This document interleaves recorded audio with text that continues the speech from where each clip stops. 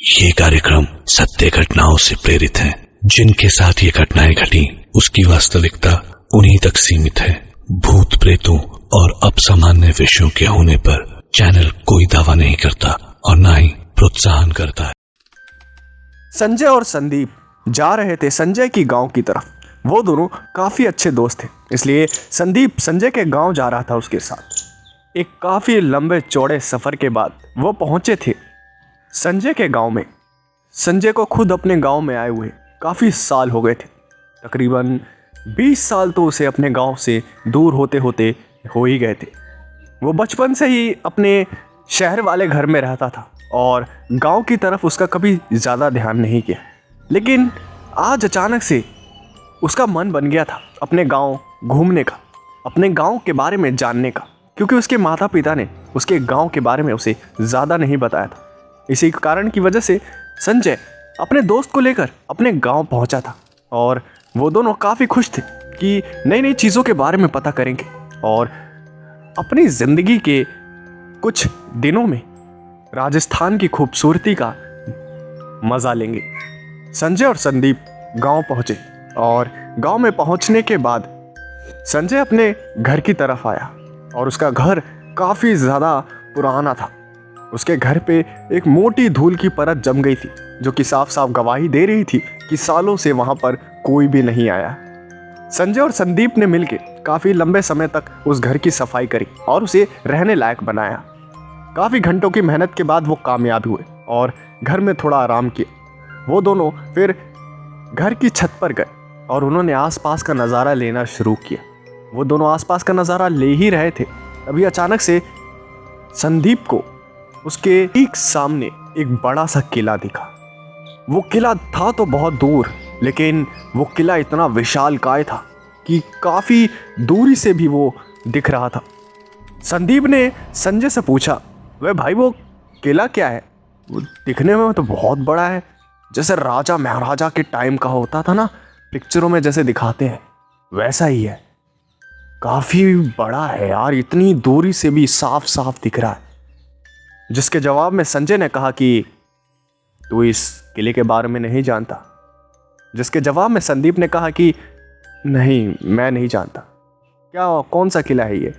जिसके जवाब में संजय ने कहा कि अभी तो जिस किले को देख रहा है ना, वो भारत का ही नहीं पूरी दुनिया की सबसे भूतिया जगहों में से एक है। वो है भानगढ़ का किला। कहा जाता है कि यहाँ इतनी प्रेत आत्माएं वास करती हैं जितना कोई सोच भी नहीं सकता। कहते हैं कि उस किले में पूरा गांव बसा हुआ है प्रेत आत्माओं का। वहाँ रात के वक्त जो भी जाता है उसकी हालत इतनी खराब हो जाती है कि वो खुद ही मर जाता है या फिर जिंदगी भर पागल बना घूमता फिरता है। वो काफ़ी भूतिया जगह है। दुनिया ने माना है कि वो वर्ल्ड की मोस्ट हॉन्टेड प्लेसेस की लिस्टेड में रहने के लायक है।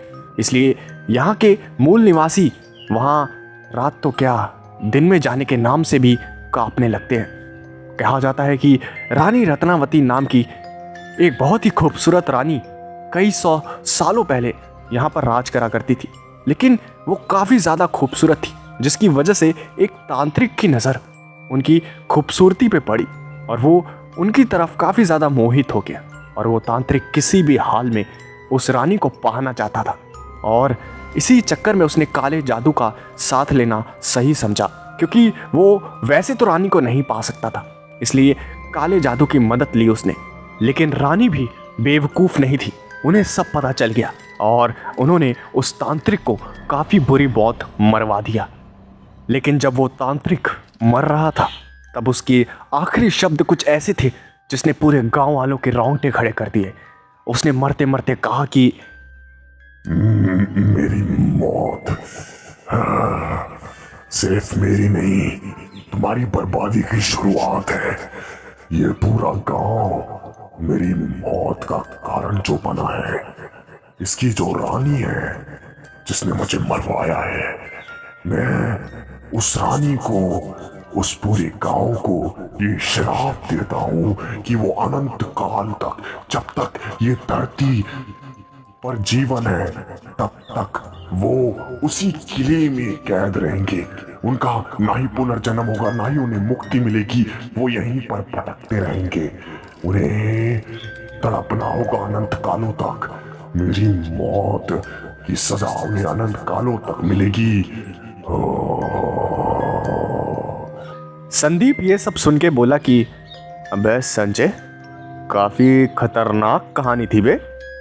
सच में ऐसा हुआ था क्या? और हुआ भी था तो डरावना तो है। मैं क्या कहता हूँ, चले एक बार देख कर आते हैं कि क्या सच में कुछ ऐसा है। जिसके जवाब में संजय ने कहा कि तुझे क्या लगा मेरे माता पिता ने मुझे अपने गांव से इतने साल तक दूर क्यों रखा? मेरे माता पिता बेवकूफ़ नहीं थे। मेरे को इसलिए दूर रखा ताकि मैं इस किले के साए से दूर रहूं। और उन्होंने मुझे साफ साफ मना किया था मेरे गाँव वालों से पहले भी कि उस किले की तरफ देखना भी मत। ये तो तेरा ध्यान चला गया और तूने पूछा तो मैंने बता दिया, वरना उस किले की तरफ जाने की हिम्मत भी मत करियो, वरना क्या होगा वो तो मैं भी नहीं जानता। ये सब सुन के संदीप थोड़ा घबराया, लेकिन फिर उसे हंसी आने लगी। उसने कहा कि माफ़ करिए भाई, मैं हंस रहा हूँ, लेकिन ये सब अंधविश्वास है, समझा? ऐसा कुछ भी नहीं होता। वो तांत्रिक जो भी था, जैसा भी था, बड़ा बुरा इंसान था, मारा गया आखिरकार। तो इसमें कोई श्राप वगैरह कुछ ऐसा मानने वाली कोई बात नहीं। मुझे तो लगता है कि बस ये एक बनाया गया एक बस माहौल है ताकि यहाँ लोग आएँ, देखें, पैसा बने, टूरिज़्म की जगह बने। इससे ज़्यादा क्या है यहाँ? कुछ भी नहीं। मैं तो कहता हूँ एक बार देख ही लेते हैं क्या है क्या नहीं। दूध का दूध, पानी का पानी हो जाएगा। और अगर तेरे में हिम्मत नहीं है तो कोई बात नहीं, मैं समझ सकता हूँ। तेरी पैंट वैसे भी गीली हो जाती है चूहे को देखकर, तो ये किला तो बहुत ही विशालकाय है। रहने दे। अपना मजाक सुन के संजय से रहा नहीं गया और उसने कहा कि अबे बेवकूफ़, मैं तो भलाई के लिए कह रहा था। मुझे हिम्मत की कोई कमी नहीं है, समझा क्या? मैंने बड़े बड़ी मुसीबतों का सामना किया है, वो भी अकेले। और ये किले से मैं नहीं डरता हूँ। ये तो मैं बस अपने माता पिता की बातों का मान रख रहा हूँ। उन्होंने मुझे वहाँ जाने से मना किया, इसलिए। और फिर संदीप ने एक ऐसी बात बोली जिसे सुन के संजय से रहा नहीं गया। संदीप ने बोला कि अबे बस, अब अपने माँ बाप के मान का बहाना देकर अपने डरपोक पने को छुपाने की कोशिश मत कर। ये सब सुन के संजय ने कहा कि चल मैं रेडी हूँ, देखता हूँ। और कुछ भी अंट संट या गलत हुआ ना, उसका जिम्मेदार सिर्फ तू होगा। मैं तो अपनी सुरक्षा करने के लिए बिल्कुल तैयार हूँ, लेकिन जो तेरे साथ होगा ना, उसकी जिम्मेदारी तेरी ही होगी। चल। ऐसा कहते ही दोनों उस किले की तरफ चल पड़े। उनके पास कार थी, इसलिए कुछ किलोमीटर तय करना उनके लिए कोई बड़ी बात नहीं थी। वहाँ उन्होंने जाके देखा कि वहाँ एक बहुत बड़ा बोर्ड लग रखा है जिस पे साफ साफ लिखा है, ये जगह भूतहा मानी जाती है, जिसकी वजह से यहाँ पर शाम के 6 बजे के बाद जाना सख्त मना है। कृपया करके शाम के वक्त यहाँ पर आने की कोशिश ना करें। ये बोर्ड पढ़ने के बाद वो दोनों उस जगह को देखने लगे और फिर उन्होंने प्लान बनाया कि वो पीछे से टाप कर अंदर घुस जाएंगे। और कोई ज़्यादा सुरक्षा ना होने की वजह से वो दोनों टाप के अंदर घुस भी गए। उन्होंने अंदर का नज़ारा देखा तो नज़ारा तो डरावना था, लेकिन ऐसा नहीं कि जिसे देखकर हालत ख़राब हो जाए। कुछ इतना ज़्यादा डरावना नहीं था। वो दोनों उस किले के आसपास घूमने लगे और उन्होंने उस किले के आसपास घूमते वक्त अचानक से कुछ अजीब सी ताकतों का अपने पास होने का अनुभव किया। उन्होंने ऐसा महसूस किया कि जैसे उनके साथ साथ कोई चल रहा है, उनके पीछे जैसे कोई है। संदीप ने ऐसा महसूस करते हुए बोला कि क्या तुझे भी वही महसूस हो रहा जो मुझे हो रहा है? ऐसा मुझे लग रहा है कि हमारे पीछे कोई है। जिसके जवाब में संजय ने बोला कि हाँ, बहानेबाज, देख लिया मैंने तेरी हिम्मत। मुझे डरपोक कह रहा था, अब तुझे ऐसा महसूस हो रहा है जैसे तेरे पीछे कोई है। वाह रे डरपोक। संदीप को काफ़ी गुस्सा आ गया और उसने कहा कि मैं डरपोक नहीं हूँ, बस मुझे ऐसा महसूस हुआ यार, तुम बताने में क्या जाता है। वैसे चल और अंदर चलते। सुरक्षा को मद्देनज़र ना रखते हुए वो अंदर घुसते रहे और उन्होंने सब हदें पार कर दी। वो किले के अंदर तक जाते रहे, घूमते रहे। तभी अचानक से संदीप की पॉकेट से कुछ ज़रूरी सामान गिर गया और वो सामान को उठाने के लिए वापस पीछे मुड़ा। संजय को इस बात का पता नहीं था, इसलिए वो आगे चलता रहा। संदीप ने वो सामान उठाया और आगे बढ़ा ही था, तभी उसने देखा कि संजय आगे नहीं है। और फिर संदीप को लगा कि थोड़ा आगे चला गया होगा, तो मैं भी आगे जाके देखता हूँ। तो संदीप आगे गया और उसने देखा कि वहाँ पे लेफ्ट और राइट 2 कट है और वो बीच में खड़ा है। अब उसे समझ नहीं आ रहा था कि वो कहाँ जाए। तभी अचानक से लेफ्ट से आवाज़ आई। संदीप लेफ्ट की तरफ मुड़ा और कुछ कदम उसने बढ़ाए ही थे, तभी अचानक से राइट से किसी की आवाज़ आई। अबे ओ, उधर कहाँ मरने के लिए जा रहा है? मैं यहाँ पर हूँ, घूमना है ना तुझे? चल अब घुमाता हूँ तुझे। अगर पुलिस वगैरह ने पकड़ा तो बेटे देख लियो तू। संदीप के माथे से पसीना बहने लगा, क्योंकि आवाज़ तो किसी और दिशा से आई थी और संजय तो कहीं और ही है। तो वहाँ से आवाज़ कैसे आई थी? ये बात थोड़ा संदीप को परेशान करने लगी, लेकिन उसने कुछ ज़्यादा नहीं कहा और संजय के पीछे पीछे चलता रहा। उन दोनों को नहीं पता था कि वो कैसे किस दिशा में घुस रहे हैं। वो बस ऐसे ऐसे घूमे जा रहे थे जैसे उन्हें कोई फ़र्क ही ना पड़ता हो। बस उन्होंने हाथ में एक मोबाइल टॉर्च था जो कि थोड़ी बहुत रोशनी दे रहा था, बाकी सब तो ऐसे ही चल रहा था। वो दोनों उस किले से बाहर आए, तभी उन्होंने देखा कि एक बूढ़ा आदमी वहाँ दरवाजे पे एक टक लगाए कहीं देख रहा है और वो वहीं कोने पर बैठा हुआ है। वो दोनों वहाँ गए और उन्होंने उनसे कहा कि अरे बाबा, डर नहीं लगता क्या? इतनी रात को यहाँ बैठे हुए हो, सुना नहीं है क्या यहाँ के बारे में? भूत प्रेतों का वास है यहाँ पर, लगता है तुमको डर नहीं लगता? और उस बूढ़े बाबा ने कहा कि बेटा, अगर यही सवाल मैं तुमसे पूछूं कि तुम्हें डर नहीं लगता, तुम इतनी रात को यहाँ आए हो, यहाँ तक कि सरकार ने भी रात को यहाँ से यहाँ पर आने के लिए मना किया है, लेकिन फिर भी तुम यहाँ क्यों आए? जिसके जवाब में संजय और संदीप हंसने लगे और कहने लगे कि अरे बाबा, ये सब तो मजाक होता है, भूत प्रेत ऐसा थोड़ी कुछ होता है, ये सब तो बेवकूफ़ बनाने वाली बातें हैं। कहाँ ये सब चीज़ें एग्जिस्ट करती हैं आज के ज़माने में? हम तो सिर्फ मस्ती मजाक के लिए यूं ही घुस आए और हमने देखा कि सुरक्षा भी इतनी तगड़ी नहीं है, इसलिए हम घुस आए दीवार टाप के, और सुबह होने से पहले यहाँ से निकल भी जाएंगे, किसी को क्या ही पता लगेगा। जिसके जवाब में उस बूढ़े आदमी ने कहा, अच्छा बेटा, भूत प्रेत नहीं होते ऐसा मानना है तुम्हारा। समय बदल गया, सब बदल गया, इंसान कुछ ज्यादा ही समझदार हो गया। जो चीज इंसान की समझ के परे उसे लगती है, वो इंसान झुटलाने की कोशिश करता है। काफी बुरी बात है।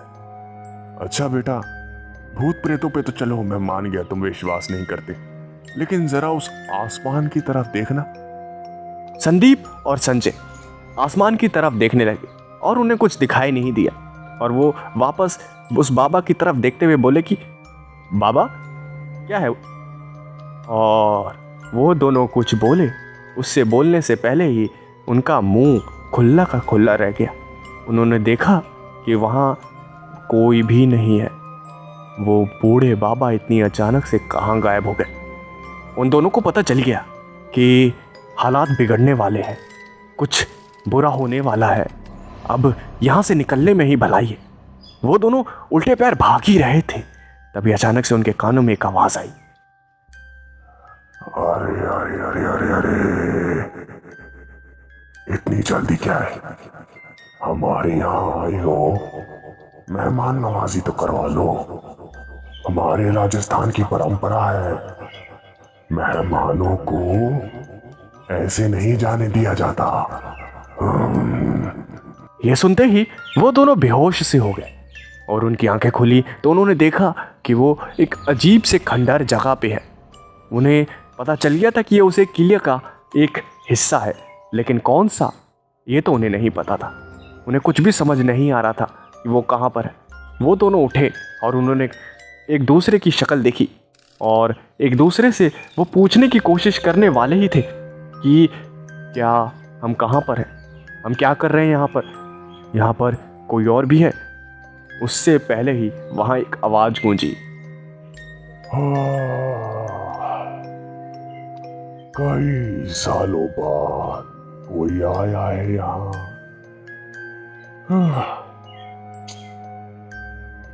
मैंने तो उम्मीद ही खो दी थी कि किसी जिंदा इंसान की शक्ल वापस देखने को मिलेगी। और ऐसा लगे भी क्यों ना, अब हमारा भानगढ़ का किला इतना मशहूर जो हो गया है पूरी दुनिया में। सुना है सबसे भूतिया इन जगहों में आने लगा है। इतनी भयानक आवाज सुन के संदीप और संजय के होश उड़ गए। उन्हें कुछ समझ नहीं आ रहा था कि ये आवाज़ कहाँ से आ रही है। उनके सामने कुछ था तो वो सिर्फ अंधेरा ही था। उन्होंने घबराते हुए पूछा कि तुम कौन हो और हमें यहाँ क्यों लेकर आए हो? जिसके जवाब में उस आवाज़ ने कहा कि अरे हम कहाँ लेकर आए हुए, तुम तो यहाँ खुद आए हो, है ना? तुम्हें तो मजाक बना रहे थे ना अपने घर की छत पे खड़ी होकर। संजय और संदीप की हालत और ख़राब हो गई। उन्हें सिर्फ एक ही सवाल सताए जा रहा था कि वो यहाँ से बाहर कैसे निकले, और इसे कैसे पता चला कि वो अपने घर की छत पे इस किले का मजाक बना रहे थे। उन्होंने यही बात उस आवाज़ से पूछी और उस आवाज़ ने कहा कि सब सुनाई देता है, सब सुनाई देता है। हमारा शरीर तो अब नहीं रहा, लेकिन भानगढ़ पे आज भी राज हमारा है, पहले भी था और हमेशा रहेगा। और फिर वो दोनों रोते हुए कहते हैं कि हमें जाने दो, हम कभी नहीं आएंगे अब यहाँ पे, हमसे गलती हो गई, अब पता चल गया, अब हम यहाँ कभी नहीं आएंगे। जिसके जवाब में उस आवाज़ ने कहा कि कई सालों पहले मुझे मारा गया था, जिसकी सजा मैंने पूरे गांव को दी।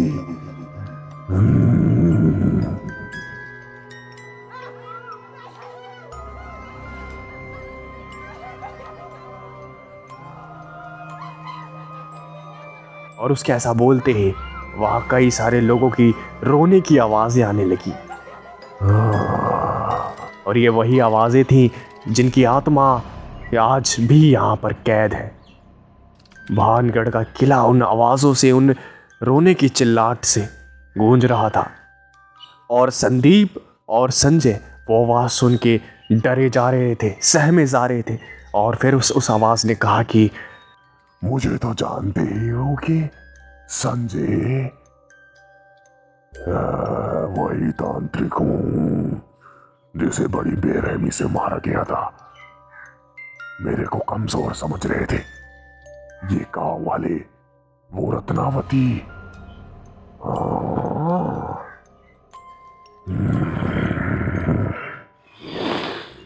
देखो कैसे कैद कर लिया इन्हें अनंत काल के लिए। मेरी शक्तियां इतनी ज्यादा हैं, मैं कुछ भी कर सकता हूं। लेकिन कैद होकर रह गया उस रत्नावती की वजह से इसी किले में। अपने फैसले पे पछता रहे थे और रो रहे थे। तभी अचानक से उस आवाज ने कहा कि तुम यहीं के पैदा हुए हो संजय, यहीं पैदा हुए हो। जिसके जवाब में संजय ने घबराते हुए, डरते हुए कहा कि हाँ, मैं यहीं पैदा हुआ हूँ, इसी भानगढ़ के किले से कुछ किलोमीटर दूर मेरा गांव है।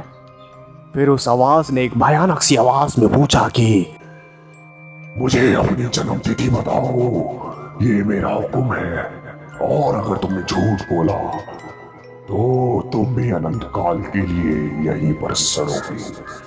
और संजय भयभीत होता हुआ, डरता हुआ अपनी जन्म तिथि बताता है, जिसके जवाब में वो आवाज कहती है कि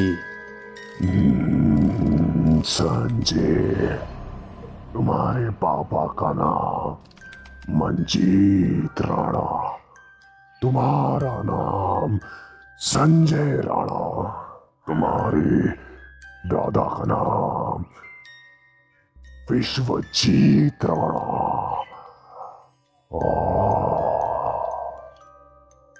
तुम उसी परिवार से हो जो परिवार मेरा दुश्मन है। पता है तुम्हें, तुम्हारी गलती नहीं है, तुम्हारी गलती नहीं है। नहीं, मैं तुम्हें यहां लेकर आया हूं, तुम्हें संजय लेकर आया हूं, और तुम्हारे इस दोस्त को। पता है क्यों? जिसके जवाब में संजय और संदीप ने डरते हुए पूछा कि क्यों क्यों क्यों लाए हो? और उस आवाज ने कहा कि क्योंकि तुम्हारे पूर्वजों ने ही मुझे मारा था। तुम्हारे पूर्वज यही के सैनिक थे जिन्हें रानी रत्नावती ने मुझे मारने के लिए भेजा था। मैंने कसम खाई थी मरते वक्त तुम्हारे वंश को मिटा दूंगा, लेकिन तुम्हारे पूर्वज काफी समझदार थे।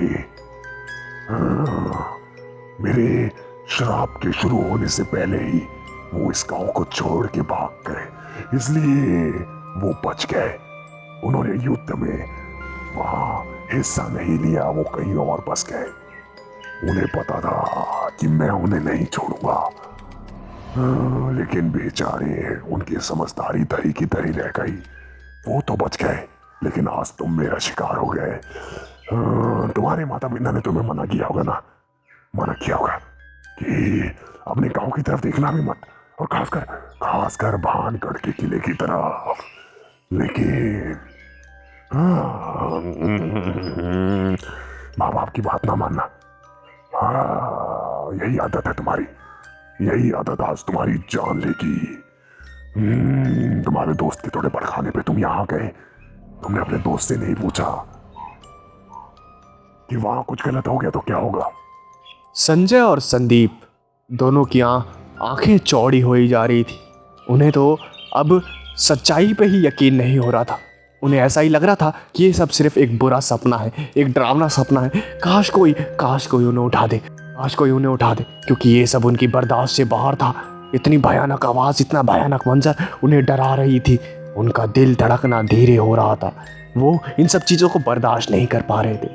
वो रोते हुए वहाँ से भागने लगे, लेकिन उनका भागने का कोई फायदा नहीं था। वो भागते भागते थक गए, लेकिन हर जगह सिर्फ उन्हें एक ही आवाज़ सुनाई दी।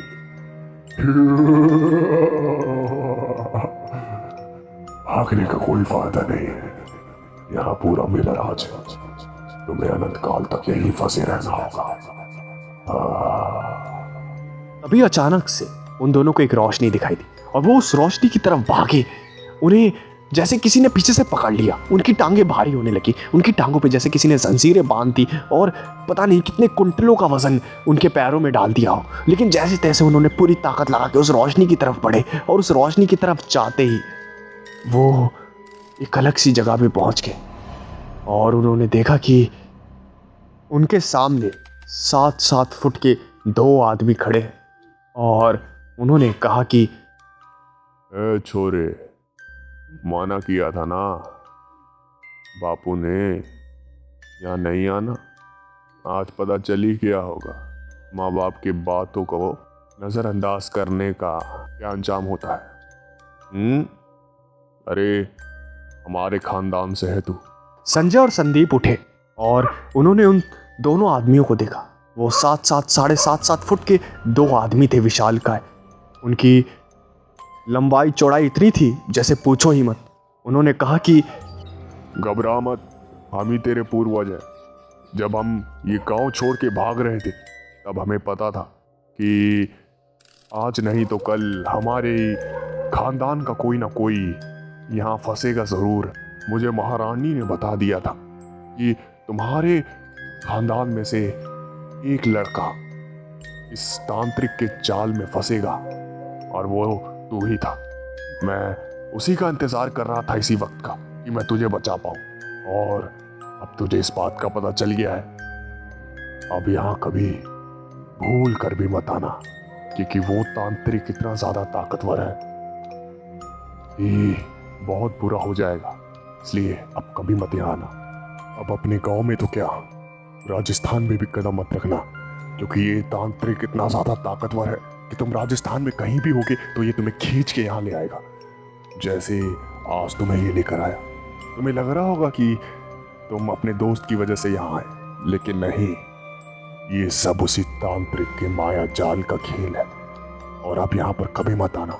ये बोलते ही उन दोनों आदमियों ने उन दोनों के सर पे हाथ रखा और उनके हाथ रखते ही उन दोनों को एक झटका लगा और उन्हें होश आया तो उन्होंने देखा कि वो अभी भी अपने गांव की छत पर है और वो वहां पर बेहोश पड़े थे। सूरज उनके सर पे था और उन्हें अब कुछ भी यकीन नहीं हो रहा था कि उनके साथ जो हुआ वो क्या था। ये सब क्या सच था? क्या सच में कुछ ऐसा हुआ था? यही बातें उन्हें परेशान कर रही थी। लेकिन एक बात तो उनके दिमाग में अभी भी आ गई थी कि रात होने से पहले यहाँ से निकल जाना ही बेहतर रहेगा। क्या पता वो तांत्रिक अपने माया जाल से उन्हें वापस वहीं खींच कर ले जाए।